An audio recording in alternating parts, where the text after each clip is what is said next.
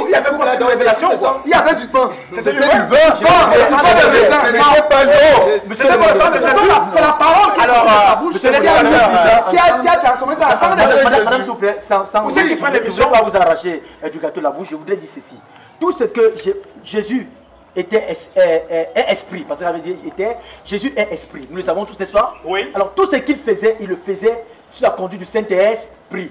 Est-ce que peut-être je me trompe, peut-être que toutes ces œuvres-là, lorsqu'il transformait, il disait que je suis venu vivant et mangeant avec vous. Est-ce que ce qu'il présentait là, c'était esprit ou c'était l'œuvre du... C'est la parole, la puissance de la parole qui a transformé ce couple en sang de Jésus-Christ. Mais est-ce que c'était au départ, c'était le prophétesse. Donc pour vous, c'était un symbolisme quoi. Le sang ou le raisin qu'on a pris était un symbole de transformation. C'était pas un symbole, c'était la réalité. C'était la réalité que Jésus-Christ a déclaré, a déposé les paroles. Et qui sont devenus réels, que ce sont ça. Voilà. Alors, téléspectateurs, nous sommes comme dans le cadre de cette émission, au cœur de la vérité. Vous voyez comment nos panélistes se bagarrent ici. Nous pensons que pendant que vous écoutez, vous nous voyez, vous êtes aussi en train de vous agiter. Il y a certains d'entre vous qui ne prennent pas d'alcool, qui prennent aussi de l'alcool, et même étant à l'église, mais sans exagération. C'est de ça que nous parlons ici. Le chrétien avait l'alcool, pour ceux qui ont pris l'émission en cours. Alors, nous sommes là dans une transition, et puis après, nous allons revenir pour une phase de conclusion. C'est comme ça. Alors, à bientôt.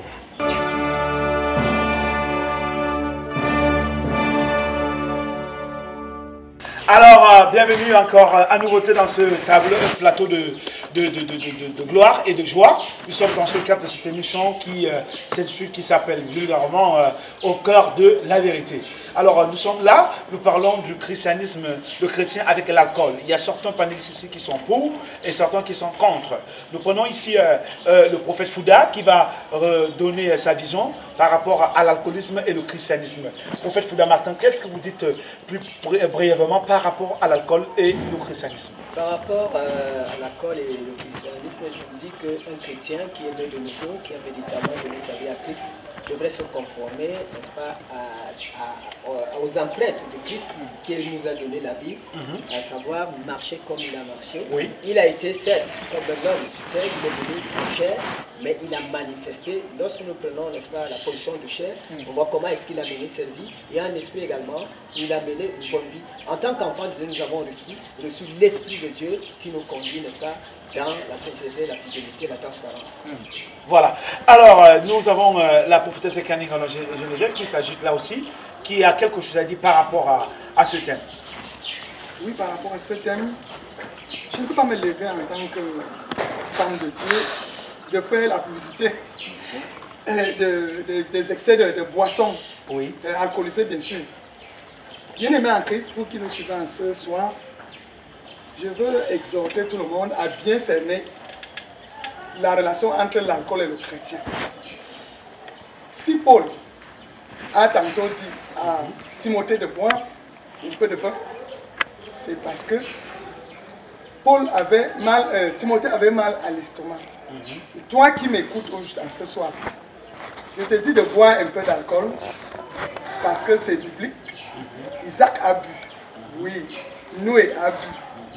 Ça relaxe le corps. Mais je ne t'envoie pas te jeter dans les rigoles et dire que j'ai suivi un débat à la télévision où un pasteur encourageait de boire l'alcool. Ne faites pas un sujet d'alcool. De scandale. Le libertinage. Oui. Bois quand tu manges. Bois chez toi. C'est indigne de trouver un pasteur en col. Au bar, c'est abominable. Restons dignes lorsque nous prenons notre vin à la maison, nous mangeons, nous buvons, pas d'excès et ça nous donne un équilibre physio-psychologique. Voilà, c'est bon. Merci, pasteur. Je voulais intervenir là-dessus également. Oui. Nous sommes au débat, il n'y a pas de souci. Nous parlons du vin. Mais qu'en est-il des jus aujourd'hui? Moi, je pense que les jus, au contraire, les gens sont diabétiques aujourd'hui à 20 ans pour tous les gens diabétiques parce que les gens consomment exagérément des jus qui sont pas naturels surtout et c'est des jus chimiques. Maintenant, lorsque vous découragez les gens de ne pas prendre un peu une bière ou un verre de vin, Mais vous les encouragez à boire 3, 4, 5 jus par jour. Et les dégâts sont plus catastrophiques dans la chair qu'avec du vin. Alors, attendez. Et je sors d'une Est-ce que le vin a des conséquences désagréables? Oui, parce qu'il détruit jusqu'à la 4e. De même que le jus aussi a des conséquences désagréables, je pense bien. Jusqu'à la 4e. C'est pour ça que les on parle du vin. Les jus sont également des gens de la même chose. C'est pour ça que moi je sors d'une ville qui est musulmano-chrétienne. Oui. Aujourd'hui, les musulmans sont dans le carême, dans le ramadan. C'est quelqu'un qui m'a fait savoir que nous croyons que c'est les chrétiens qui boivent dans les bars ici, mais plutôt c'est les musulmans. Parce que depuis le carême, les bars sont vides. Alors, pendant que cette religion prône à corps et à cri qu'il ne faut pas boire, et même on tue les gens chez les musulmans qui boivent de l'alcool. Mais le réveil ne devra pas être comme les musulmans. Il faut être pratique, il faut être réaliste dans les choses. Non, mais est-ce que le réveil veut dire boire du vin? Ça ne sert à rien, ça ne sert à rien d'encourager quelque chose. Regarde, pasteur, nous avons Cyprien en bas qui a quelque chose à dire par rapport à ce que vous dites. Parce que vous dites que le jus a tellement de conséquences désagréables, mais que pensez-vous du vin? Le vin également aussi, lui, je crois que c'est ce qu'il veut dire. Oui, et nous avions parlé des excès, qu'il faut éviter les excès. C'est moi qu'on a passé la parole. Toutes choses. Je voudrais, n'est-ce pas, vous rappeler que la Bible dit que tout excès est un péché. Si vous riez, à l'excès, ça devient ennuyeux, ça devient un péché. Vous mangez donc. Je voudrais dire ceci. Dieu, quand on parle de Jésus-Christ, moi je ne suis pas trop fan, je ne lis pas, je ne maîtrise pas trop les versets bibliques, où ça se positionne, tout ça. Mais je suis un chrétien. Jésus-Christ, quand on parle de Christ, comme Christ, ça veut dire comme Dieu, la façon dont il a marché. Si quelque part on a vu dans la parole de Dieu ou dans la marche de Jésus, qui est notre conducteur, si quelque part il s'est arrêté pour dire que il n'est pas bon de boire l'excès, buvons quand même un peu, on a vu. Il n'y a pas de problème, n'est-ce pas, nous allons boire aussi comme il a bu un peu. Mais si Jésus n'a pas bu le vin, alcoolisé, ce vin-là qui détruit aujourd'hui, l'alcool détruit. Parce que moi, je ne peux pas dire, moi j'ai en consommé. Peut-être quelque part, il m'arrive souvent de prendre, mais ce n'est pas, je sais que ce n'est pas bon, ce n'est pas biblique. Voilà. Et je suis en train de combattre ça pour ne même plus en prendre. Peut-être par hypocrisie? Non, pas par hypocrisie. Peut-être c'est quelque chose qui était à moi que je suis en train d'abandonner et je sais que par la grâce de Dieu, du Saint-Esprit. Alors, monsieur le pasteur, mais que tu dis par rapport à la Bible qui dit, puisque la Bible dit que, le pasteur disait que la Bible dit que dans certains versets bibliques, on a demandé, on a recommandé à certaines personnes de prendre du vin. Mais comment est-ce que vous voulez faire comprendre aux téléspectateurs qu'il est carrément interdit de prendre le vin? Parce que ce n'est pas biblique. Jésus n'a pas fonctionné. Combien de personnes de vin? Oui. Par rapport à ceux qui ont eu reçu l'interdiction. Posez la question à vos pasteurs qui sont là, vous parlez. Nous rentrons dans l'Ancien Testament, nous voyons les sacrificateurs, je reviens là-dessus, ne prenaient pas d'accord. Les sacrificateurs sont les pasteurs. Les pasteurs aujourd'hui. Si nous descendons. Lorsque nous voyons également si les pasteurs ne prennent pas, le vin, il y avait ceux qui prenaient le vin, les Nazaréens qui ne prenaient pas du vin. Oui. Nous sommes dans le Nouveau Testament, Jean-Baptiste est arrivé, il ne prenait pas du vin. Oui. Jésus-Christ même est arrivé, il ne prenait pas du vin. Les apôtres même qui ont mangé. Tu étais là, je ne sais pas si il n'a pas pris. Jésus-Christ était reçu par les apôtres qui ont cheminé avec Jésus. Par tous ces grands hommes. Moi, je parle de là où on est seul apôtre. Jésus-Christ a dit, prophète, Jésus-Christ a dit, Jean-Baptiste est arrivé, il ne buvait pas. Il ne mangeait pas, vous avez dit qu'il avait un démon. Le Fils de l'homme est venu. Ici, le Fils de l'homme est mis pour Jésus-Christ. Oui. Buvant et mangeant. Buvant quoi? Il n'a pas dit buvant. Écoutez, la langue française n'est pas difficile. Il commence la phrase. Il a commencé la phrase. Est-ce qu'on boit la nourriture? On mange. Alors nous allons laisser le pasteur. Le pasteur haïtien dit quelque chose de très pertinent. Jean-Baptiste est arrivé, il ne buvait pas. Il ne mangeait pas, vous avez dit qu'il avait un démon. Le Fils de l'homme est venu. Buvant et mangeant, mais vous avez dit qu'il a un démon. Ici, le Fils de l'homme et c'est Jésus buvant quoi? Le vin. Mais si c'était de l'eau. Alors, le pasteur. Est-ce qu'il avait donc il n'avait jamais bu de l'eau, il buvait seulement le vin? Non, on a. Donc vous voulez chimérer qui dit de l'eau et du vin? Qui dit essentiellement du vin? Personne. Voilà. Même les plus alcooliques boivent de l'eau. Oui, harmonisateur. Mais moi, j'ai constaté que les plus alcooliques prennent de l'eau à peu d'eau, mais assez d'alcool. Mais aussi, avant, ce sont des malades. Faut-il prendre, aussi beaucoup d'eau? Un peu de vin, c'est de ça que nous disons. Non, voilà. C'est de ça que boire beaucoup d'eau, mais prendre un peu de vin. Jésus prenait beaucoup d'eau et un peu de vin. Effectivement. Alors, pourquoi Jésus harmonisateur? Merci. Moi, je veux dire, Paul a dit pas d'excès aux femmes âgées, aux évêques, aux diacres, aux pasteurs. Il a dit pas d'excès. Ça veut dire que lorsqu'on parle d'excès, ça veut dire que de prime abord, on boit déjà du vin. Je voudrais chuter en disant ceci. Je voudrais chuter en disant que nous sommes là. Si vous avez créé ce plateau, c'est pour édifier ces téléspectateurs qui nous écoutent. C'est pour qu'ils rentrent avec quelque chose. Sans rien ajouter, pas un consommant du vin. Si vous dites qu'un chrétien doit consommer du vin, ce n'est pas. Moi, je ne peux pas. Vous voulez généraliser alors? Non, je veux pas. Je ne généralise pas. Oui. Je dis que nous sommes quand même là pour donner quelque chose de consistant. Voilà. Jésus-Christ a-t-il consommé du vin vrai ou faux? Il n'a pas. Jésus-Christ en a consommé. Où? Dans quel public? Moi, en tant que présentateur, je ne peux pas. Il faut bien les hommes de Dieu qui font la parole de Dieu. Il faut des preuves bibliques qui attestent que Jésus a consommé l'alcool. Il prit la coupe. C'est à moi la parole, madame, s'il vous plaît, excusez-moi. Mais on ne mange pas, on ne boit pas la nourriture. Je voudrais chuter. Mais on n'a pas dit quel genre de nourriture Jésus-Christ a mangé. Mais monsieur, si on dit que Jésus-Christ avait bu, l'eau et l'alcool. S'il vous plaît, laissez supplier, on va chuter. Je voudrais chuter. Je voudrais chuter en disant que nous sommes là. Jésus a mangé. Il n'a pas consommé. On a spécifié ce qu'il a mangé. S'il vous plaît. Il n'a pas consommé du vin. Et la Bible nous demande, Dieu nous demande d'être, Dieu nous a créé à son image. Quelle image? À sa ressemblance. Vous savez dire que si... Tu ne sais pas qu'il y a le vin céleste. Mais c'est bon, c'est un vin qui n'a pas d'alcool. C'est pas un vin alcoolisé. Quand on parle de vin, on se dira que c'est l'alcool. Alors,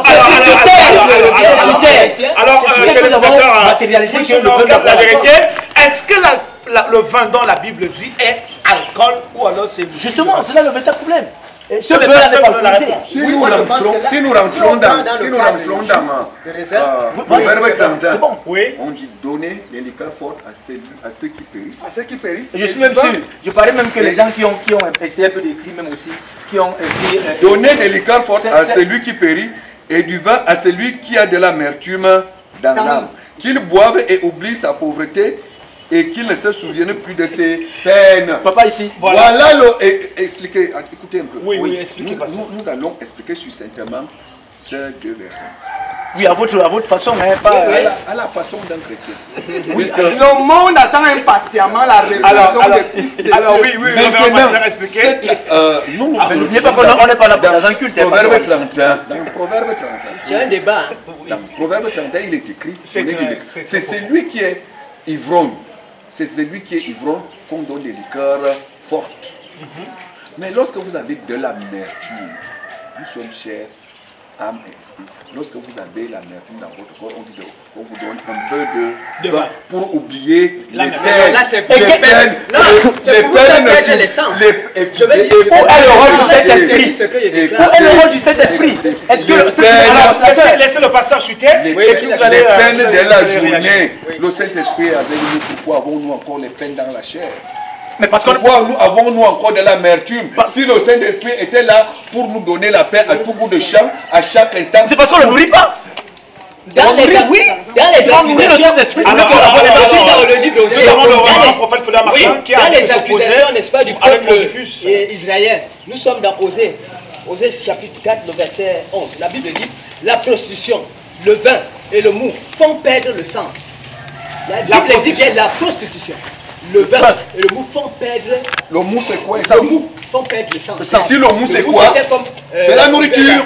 Ici, le mou, c'est la nourriture. Justement, alors, le mou, c'est la nourriture. Le sens. Perdre le sens ici, ça veut dire, ça rend fou. Ça rend fou. L'excès de mou, un enfant de Dieu qui boit le vin, mais la preuve, combien d'enfants de Dieu? Ici, le mou, c'est la nourriture. J'ai eu un professeur qui était enfant, c'était enfant de Dieu qui buvait, voilà. Chaque jour il était dans... Alors, nous allons un peu souffler. Et pour souffler, je crois qu'après ça, nous allons prendre les conclusions, hein, parce que les auditeurs sont tellement inquiets. Déjà, pour ceux qui veulent se joindre à nous, vous pouvez nous écrire rapidement à cette adresse-ci, hein, directement apôtrelagloire@yahoo.fr pour ceux qui veulent intervenir. Et à la prochaine émission, nous allons parler, dérouler d'abord ces messages et parler de ça. Et pour ceux qui veulent appeler en direct, hein, par rapport à cette émission, c'est le 00237 hein, 94 23 69 61. Je voulais Et nous revenons, s'il vous plaît.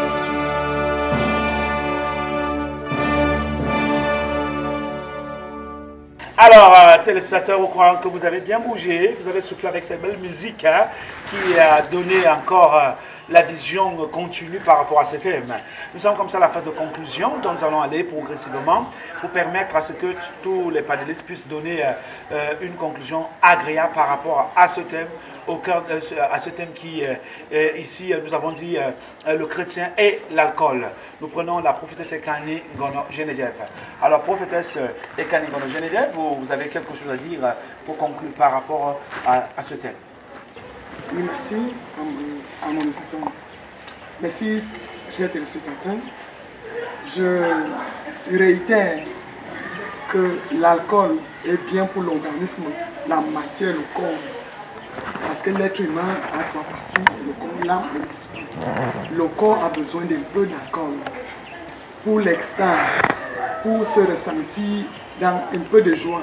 Oui, le Saint-Esprit donne la joie, mais soyons sur la terre que Dieu a créée. Si Dieu a vu que le vin était bon, il a permis aux hommes de fabriquer ce vin, mais tout ce qu'il a interdit, c'est les excès.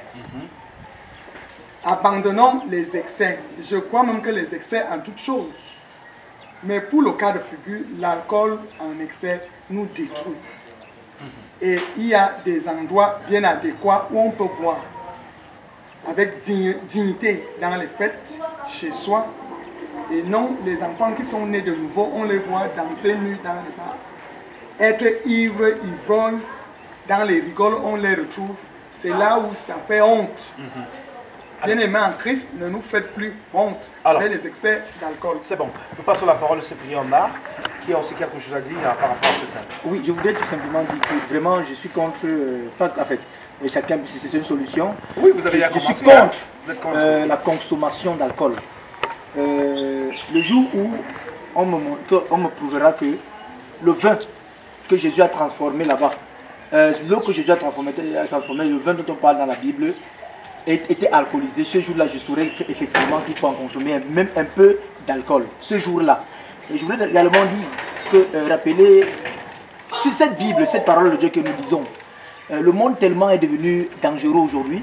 Quelque part, j'espère qu'on n'a pas aussi transformé ce mot Jésus-Christ, ce mot en raisin, parce qu'on sait que ce vin-là, lorsqu'on parle de ce vin biblique, nous savons que c'est du raisin. Nous savons que le raisin n'est pas alcoolisé. Donc, si quelque part, en écrivant, n'est-ce pas, nous les hommes, parce que la Bible a été écrite par un homme inspiré de Dieu, maintenant ceux qui ont repris, c'est-à-dire après la parole, puisque le monde se transforme en génération, c'est pas la même Bible que j'ai à la maison qu'on a utilisée avant. Peut-être sûrement, même un mot ou une lettre a sûrement été. Mais comme le démon veut toujours nous amener là où il veut nous amener, malgré qu'il soit seul dans son monde, j'espère que ce mot raisin n'a pas été transformé en vin pour nous amener dans cette situation où nous vivons aujourd'hui.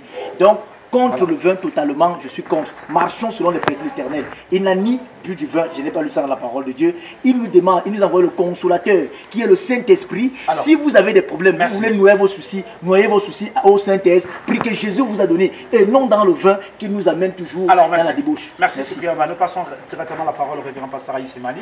Marc. Oui, ce que je veux un peu dénoncer, c'est la manière que nous prenons souvent nos thèmes dans le réveil. Le thème que nous prenons dans le réveil risque d'être, comme disait la prophète, des dormes. Parce que dans le réveil, On a tout interdit. Oui. Tout est interdit. Finalement, les gens sont dans des prisons. Oui. Donc les gens sont esclaves. Alors que le jour de Jésus-Christ est léger. Et doux. Mais c'est lui que le réveil donne risque d'être plus lourd que le jour du monde. Alors, merci, pasteur. C'est pour cela que nous interpellons les enseignants, les prédicateurs, d'améliorer leur manière d'interpréter la parole de Dieu. Voilà. Ça ne sert à rien de dire ne faites pas ceci, ne faites pas cela, ne faites pas ceci. Donc, pour dire que l'église de réveil aujourd'hui est composée par un dogmatique d'interdiction. Effectivement, mais les gens, c'est pour cela qu'on dit que dans le réveil, on a détruit les foyers. Parce qu'il y a trop de Alors, nous croyons que nous parlerons de cette Jésus-Christ est venu améliorer. Il n'est pas venu abolir la loi. Voilà. Alors, merci. Nous passons la parole au révérend prophète Martin. Pour conclure, je vais juste lire quelques versets dans la Bible. La Bible tout en sachant que nous ne sommes pas l'église. Hein? Oui, non, ce n'est pas l'église, mais c'est des conseils. Ésaïe chapitre 4, verset 11 dit « Malheur à ceux qui de bon matin courent après les boissons enivrantes et qui bien avant de la nuit sont échauffés par le vin. » Et en Corinthiens, 2 Corinthiens chapitre 5, le verset 17 dit « Si quelqu'un est en Christ, il est une nouvelle créature. Alors, les choses anciennes sont passées, voici toutes choses sont devenues nouvelles. Si, allez, autrefois nous étions une ancienne nature, étant en Christ nous sommes une nouvelle nature, marchons comme ceux qui sont de la nouvelle nature. Voilà. Voilà. C'est ça votre conclusion. Oui. Alors, c'est très philosophique. Alors nous disons ici à non, mais la vérité, c'est pas philosophique. Téléspectateurs que les hommes de Dieu, c'est panélistes qui étaient là. Alors merci à tous les spectateurs qui ont pris le temps de suivre cette émission. C'est un programme qui va continuer. Nous croyons que la prochaine émission, nous allons aborder sur un thème que nous annonçons déjà ici. Ça sera les divorces dans les milieux chrétiens. Les divorces dans le milieu chrétien, c'est de ça que nous parlerons la prochaine fois.